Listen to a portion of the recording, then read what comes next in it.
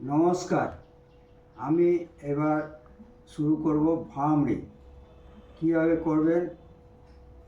দুটো আঙুলে একটা আঙুল তর্জনী যেটা ভুরুর ওপরে রাখবেন, মধ্যমা চোখের কোণে, অনামিকা নাকে, আর কনিষ্ঠা ঠোঁটের ওপরে, আর বুড়ো আঙুল দিয়ে কানের পর্দা দুটো বন্ধ করতে হবে।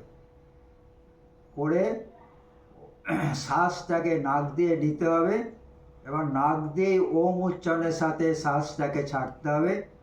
শ্বাস ভেতরে আপনার মনে হবে যেন একটা ভ্রমর মৌমাছি উড়লে যেমন বু বু আওয়াজ হয়, ঠিক সেই রকমই আওয়াজটা ভেতরে হবে। করছি, দেখুন।